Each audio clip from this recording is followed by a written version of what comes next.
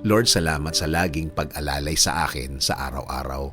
Panginoon, maraming salamat sa laging pag-alalay sa amin, sa laging pagtulong sa amin. We really appreciate all these things sa aming mga buhay. Ngayon po, Panginoon, alam po namin na lagi po kayong nakabantay sa amin, na lagi po kayong handang magbigay ng suporta sa amin. At lahat ng ito'y ipinagpapasalamat po namin sa inyo.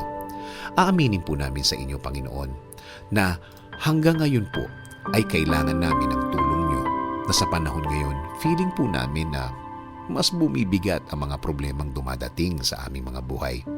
At inaamin po namin din, Panginoon, na minsan kami ay nanghihina.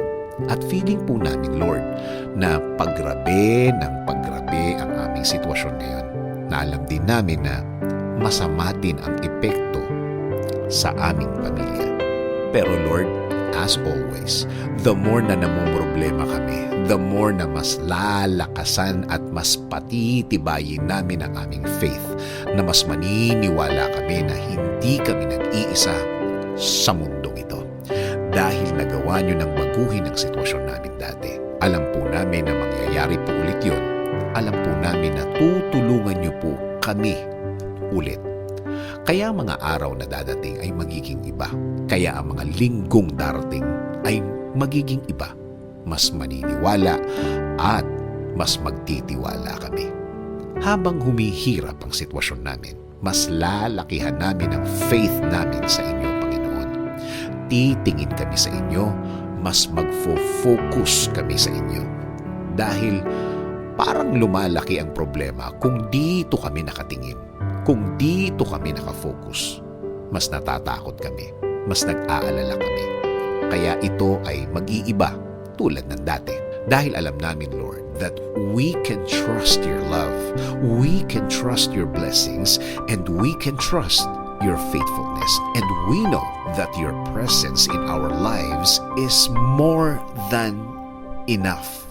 Panginoon, ngayon pa lang, salamat na. Alam namin ang pagtulong mo ay hindi na magtatagal, na magbabago na ang dapat mabago, na mapupunta na sa way namin ang lahat ng tulong na kailangan namin. Panginoon, tulungan mo rin ang aming bayan. Tulungan mo nang makabangon ng tuluyan ang aming bansa. Kami ay naniniwala at magtitiwala na darating na ang tulong na laman ng aming mga dasal para sa Pilipinas. This is our prayer. In Jesus' name, Amen. Sabi nga sa Proverbs 3:5-6, trust in the Lord with all your heart and lean not on your own understanding. In all your ways, acknowledge Him, and He shall direct your paths.